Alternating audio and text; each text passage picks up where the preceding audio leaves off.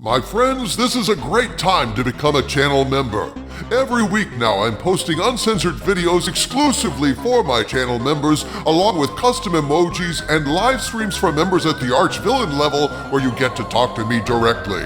Please consider supporting this channel by clicking the link in the video description and joining us in our fight to save pop culture. And also, check out our Patreon and Subscribe-Star pages for exclusive content you won't find anywhere else, including Harvey Cthulhu's insane podcasts, photos of my vast toy collection, and members at the Legionnaire level receive a signed photo, membership card, and certificate signed by me. You'll find the Patreon link in the video description as well. Thanks for watching, my friends, and now on to the video. My friends, it's very clear from the monstrously dreary teaser and now the glassy, dead-eyed official trailer that the live-action Snow White movie is going to be an abomination.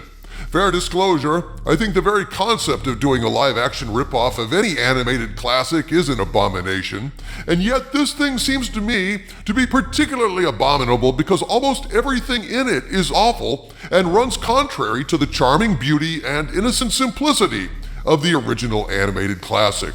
But that said, objectively speaking, the Snow White live-action remake looks awful and the public agrees.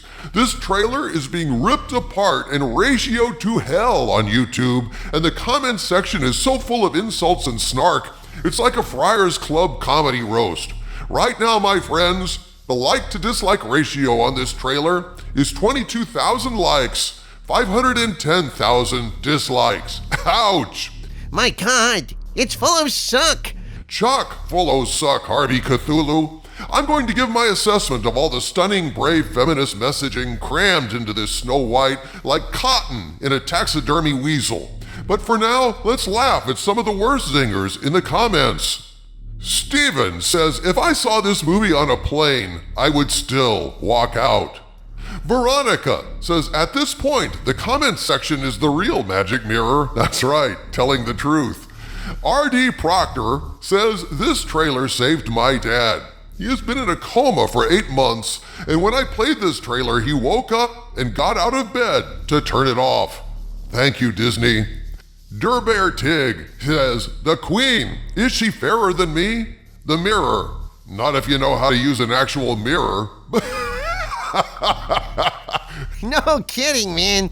Anyone that says Gal Gadot is feeling threatened by Rachel Zegler maybe doesn't have their eyes wide open. Or maybe doesn't have eyes, period.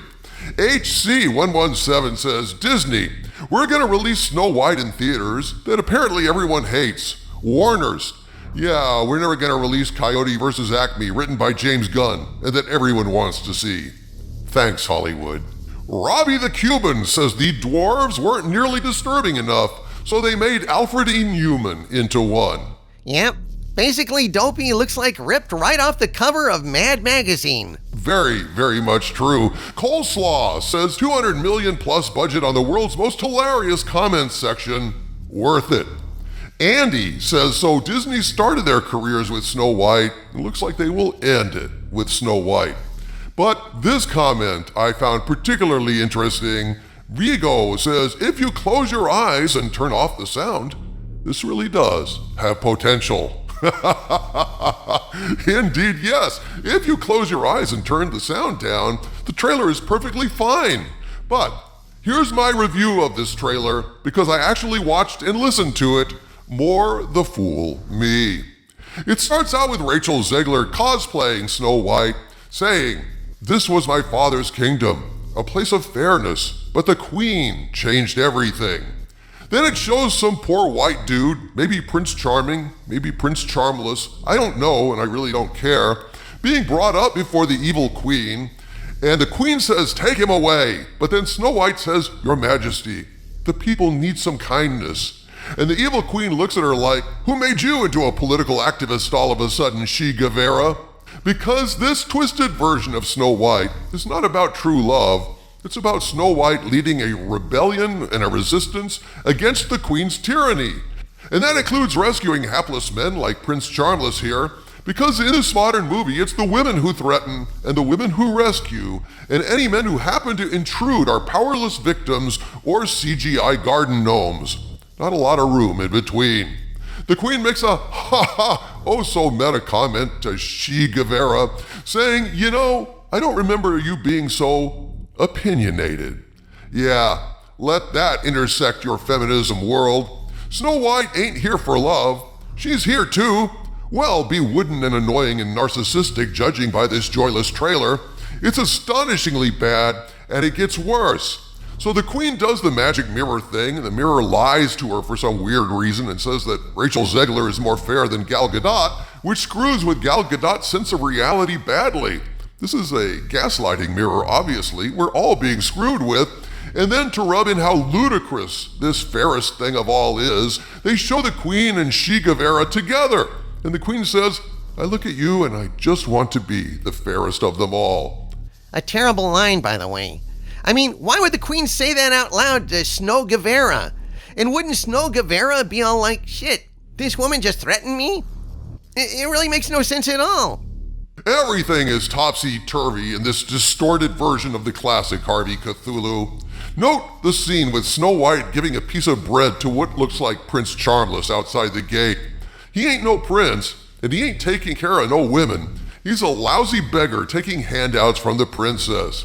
If you wanted any further proof that this live-action remake is filled with agendas, one of which is definitely not paying any kind of tribute to the original classic, well, this scene is it. Of course, there's more later. So the queen presents the box for the huntsman to fill with Snow Guevara's extracted heart. But the huntsman tells her to flee into the woods, where Guevara encounters a bunch of animal-shaped pixels that have to contort their faces unnaturally in order to badly mimic human emotions like smiles. Look at this poor tortured tortoise and squirrel. They look like they've been gassed by the Joker. And for some reason, Guevara's hair is all wet and matted down, which makes her look even less fairest of them all than usual. But hey, at least there's some lights and color, which were absent from the horrendous teaser a few months back.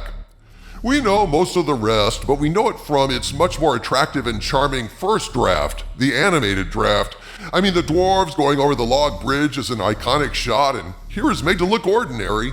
And then, Lord help us, we see the garden gnomes, ceramic, dead-eyed, distorted, and charmless in the extreme. Look at these things.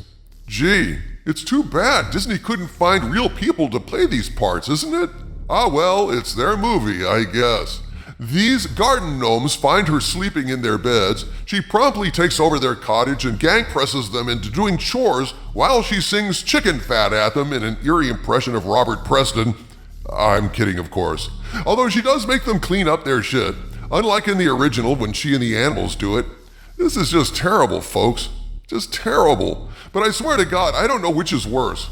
The garden gnomes or the absolutely pointless, soulless, and gratuitous new song they added for Guevara to sing. This song pales in comparison to even the least of the original songs, which isn't saying much because they're all classics on the original soundtrack, but honestly, this new song should have a barcode on it. Broadway TM, it's that generic. This is the kind of song you find in some kind of ice skating show or maybe a high school production written by the choir teacher. This is not good. This song is painfully mediocre. Painfully so. The dwarves tell her she'll be safe from the queen in their cottage, but hell no! Snow Guevara isn't interested in safety. She wants to lead a revolution and overthrow the queen and take back her daddy's kingdom. The queen stole everything from all of us, and I'm going to need your help, garden gnomes. It's time to restore our kingdom. And she sings Waiting on a Wish, the aforementioned tribute to mediocrity and commercialism, so that Guevara can have the big Broadway moment that absolutely eluded her in Spielberg's pointless West Side Story remake. And if she couldn't find her Broadway moment in that, well, maybe it's her, you think?